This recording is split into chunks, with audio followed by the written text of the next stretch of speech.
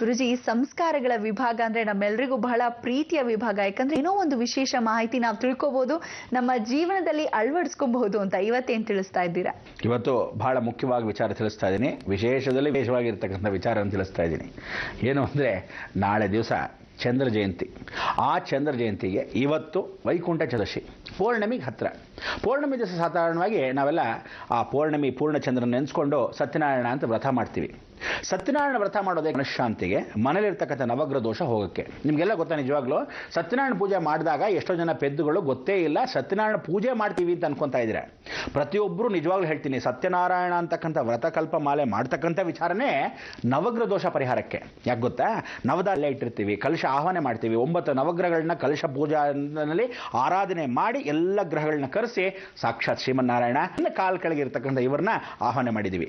ಇವ್ರ ಮೇಲೆ ನೀನು ನಿಂತ್ಕೊಂಡು ನಮ್ಮಲ್ಲಿರ್ತಕ್ಕಂಥ ಕಷ್ಟಗಳನ್ನೆಲ್ಲ ಪಾರು ಮಾಡಪ್ಪ ಭಗವಂತ ಅಂತ ಹೇಳಿ ಆ ಪೂರ್ಣವಾಗಿರ್ತಕ್ಕಂಥ ಕಲಶಕ್ಕೆ ಮಾಡ್ತೀವಿ. ಅದಕ್ಕೆ ಪೌರ್ಣಮಿ, ಪೂರ್ಣಚಂದ್ರ, ಪೂರ್ಣವಾಗಿರ್ತಕ್ಕಂಥ ಕಲಶ, ಅಮೃತ ಕಲಶ ಅಂತ ಹೇಳಿದಾಗ ಕಲಶದಿಂದ ಏನೇ ತಗೊಳ್ಳಿ it gives more and more. ಅಂದರೆ ಉದ್ಭವ ಆಗ್ತಾ ಇರುತ್ತೆ, ಮತ್ತೆ ಬರ್ತಾನೆ ಇರುತ್ತೆ, ಅಭಿವೃದ್ಧಿ ಆಗ್ತಾನೆ ಇರುತ್ತೆ ಅನ್ನೋದೇ ಪೂರ್ಣ ಕಲಶ. ಅದಕ್ಕೆ ಕುಂಭಾಭಿಷೇಕ. ಕುಂಭವನ್ನು ಕಲಶಕ್ಕೆ ಏನು ಹಾಕ್ತೀವಿ, ದೇವಸ್ಥಾನಕ್ಕೆ ಮೇಲೆ ಕಲಶಕ್ಕೆ ಹಾಕೋ ಪೂರ್ಣ ಕುಂಭ ಸ್ವಾಗತ. ಗುರುಗಳನ್ನ ಕರೆಸಬೇಕಾದ್ರೆ ಪೂರ್ಣ ಕುಂಭ ಸ್ವಾಗತ. ಹೇಗೆ ನೋಡಿ, ಎಲ್ಲವೂ ಪೂರ್ಣವಾಗಿರ್ತಕ್ಕಂಥ ಪೌರ್ಣಮಿ ದಿವಸ ನಾಳೆ. ಅದರಲ್ಲಿ ಚಂದ್ರ ದರ್ಶನ ಅಂದರೆ ನಿಜವಾಗ್ಲೂ ಚಂದ್ರನಿಗೆ ಜಯಂತಿ ರೀ. ಆ ಚಂದ್ರನ ಜಯಂತಿಗೆ ಚಂದ್ರ ದರ್ಶನ ಬೇರೆ. ಪೂರ್ಣಮಿ, ಪೂರ್ಣಚಂದ್ರ. ಎಲ್ಲರೂ ರೆಡಿಯಾಗಿರಿ. ನಿಮ್ಮ ತಾಯಂದ್ರಿಗೆ ಎಲ್ಲ ವೀಕ್ನೆಸ್ ಬರೋ ಅವಕಾಶ ಶುರುವಾಗುತ್ತೆ. ಅಂದರೆ ಯಾರ್ಯಾರು ತಾಯಂದ್ರಿಗೆ ಆರೋಗ್ಯಗಳಿಲ್ವೋ ದಯವಿಟ್ಟು ಹೇಳ್ತಾ ಇದ್ದೀನಿ, ಆರೋಗ್ಯ ಪರಿಸ್ಥಿತಿಗಳು ನೋಡ್ಕೊಳ್ಳಿ. ಕೆಲವರಿಗೆ ಅಕಸ್ಮಾತ್ ಶುಕ್ರ ದಶೆ ನಡೀತಾ ಇರುತ್ತೆ ಅಥವಾ ಶನಿ ದಶೆ ನಡೀತಾ ಇರುತ್ತೆ. ಇಂಥವ್ರಿಗೆಲ್ಲ ಮೆಂಟಲ್ ಸ್ಟ್ರೆಸ್ ಕಮ್ಮಿ ಆಗಲ್ಲ, ಜಾಸ್ತಿ ಆಗುತ್ತೆ. ಆ ಸಮಯಕ್ಕೆ ಹೋಗಬೇಕು. ಈ ಹುಷಾರಲ್ಲಿ ತಾವುಗಳು ಅಕಸ್ಮಾತ್ ಯಾರ್ಯಾರು ಬೆಡ್ ರಿಡನ್ ಆಗಿದ್ರೆ ಅವ್ರನ್ನೆಲ್ಲ ರೆಡಿ ಮಾಡ್ಕೊಳ್ಳಿ. ಅವರೆಲ್ಲ ಹೊರಡೋ ಸಮಯ ಬಂದ್ಬಿಡ್ತು. ಇದಕ್ಕೆಲ್ಲ ಚಂದ್ರನೇ ಕಾರಣ.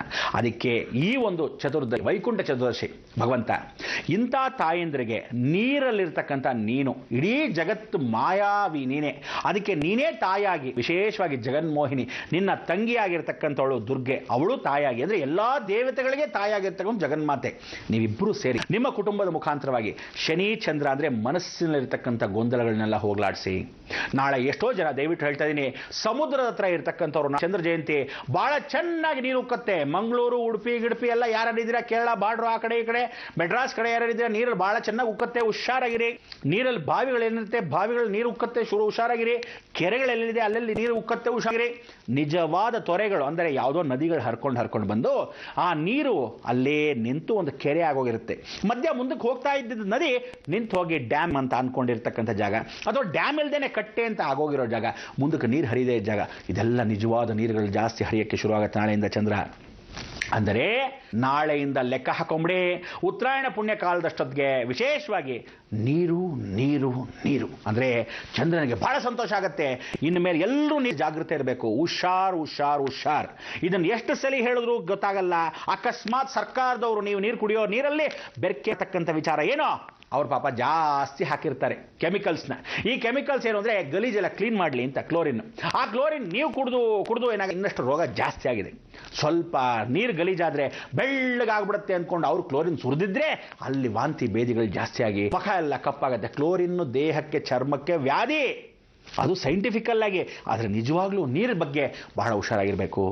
ನೀವೆಷ್ಟೋ ಅಕಸ್ಮಾತ್ ದೂರದಲ್ಲಿ ಒಣಗಿದ ಪ್ರದೇಶಗಳಲ್ಲಿ ನೀರೇ ಇಲ್ಲದೇ ಇರೋ ಜಾಗದಲ್ಲಿ ಇದ್ದವರು ದಯವಿಟ್ಟು ನಿಂತಿರೋ ನೀರುಗಳನ್ನ ನಾಳೆಯಿಂದ ಕುಡಿಬೇಡಿ.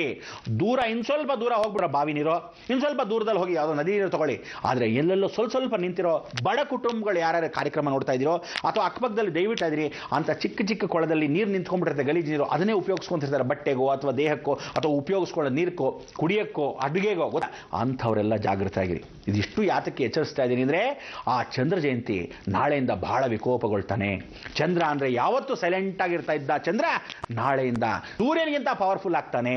ಚಂದ್ರ ಜಯಂತಿ ಪೌರ್ಣಮಿಗೆ ಬಿದ್ದಿರತಕ್ಕಂಥದ್ದು ಬಹಳ ವಿಶೇಷ.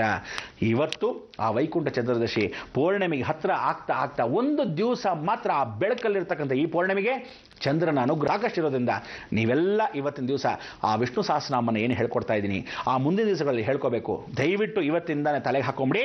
ಬೆಳಗ್ಗೆ ಎದ್ದ ತಕ್ಷಣ ಫಸ್ಟ್ ಆದಿತ್ಯ ಹೃದಯ, ನಂಬರ್ 2 ವಿಷ್ಣು ಸಹಸ್ರನಾಮ. ಫಸ್ಟ್ ಆದಿತ್ಯ ಹೃದಯ, ಎರಡನೇದು ವಿಷ್ಣು ಸಹಸ್ರನಾಮ.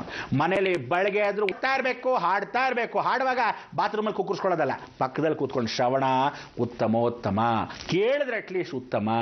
ಎಲ್ಲೋ ಹೇಳಿದ್ರೆ ಮಹದೋತ್ತಮ ಅಂತೆ, ಕೇಳಿದ್ರೆ ಅಟ್ಲೀಸ್ಟ್ ಉತ್ತಮ, ಕೇಳದಿದ್ದವನು ಅಧಮ ಅಂತೆ. ಅದಕ್ಕೋಸ್ಕರ ಅಧಮರಾಗಬೇಡಿ, ಜೀವನದಲ್ಲಿ ಉತ್ತಮ ಅಂತ ಜೀವನ ಸಾಗರವನ್ನು ದಾಟಬೇಕಾದ ಸಾಕಷ್ಟು ಗಳಿಗೆ ಇದೆ ನಮಗೆಲ್ಲ.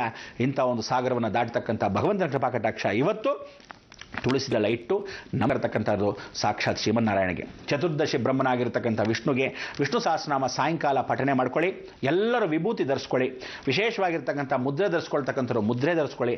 ವಿಶೇಷವಾಗಿ ನಿಮ್ಮ ಸಂಸ್ಕಾರದಲ್ಲಿ ಏನು ಹೇಳ್ಕೋಬೇಕು ಆ ನಾಮ ಹಾಕೊಳ್ಳಾಗಿದೆ ನಾಮವನ್ನು ಹಾಕ್ಕೊಳ್ಳಿ. ಅಂದರೆ ಸಂಧ್ಯಾ ಕಾಲದಲ್ಲಿ ಮತ್ತೊಂದು ಸ್ನಾನ ಬೇಕಾದರೆ ಅವರು ಸಾಕಷ್ಟು ಜನ ಯಾವತ್ತೂ ಒಂದು ಹೇಳ್ತೀವಿ, ಒಂದು ದಿವಸಕ್ಕೆ 2 ಸ್ನಾನ ಮಾಡಿಕೊಡೋದು ಯಾರಾದರೂ ಹೋದರೆ ಮಾತ್ರ ಅಂತ. ಆದರೆ ಇವತ್ತು ನೀವೆಲ್ಲರೂ ಏನು ಅಂದರೆ ತಲೆ ಮೇಲೆ ನೀರನ್ನು ಪ್ರೋಕ್ಷಣೆ ಮಾಡಿಕೊಂಡು ಭಗವಂತನ ಕೃಪಾ ಕಟಾಕ್ಷದಲ್ಲಿ ಶುದ್ಧಭೂತವಾಗಿ ಮಂತ್ರಗಳನ್ನ ವೇದಗಳನ್ನ ಎಲ್ಲವನ್ನು ಮನೆಯಲ್ಲಿ ಪಠಿಸ್ತಾ ಬಂದರೆ ಆ ಶಕ್ತಿ ಅಮೋಘ.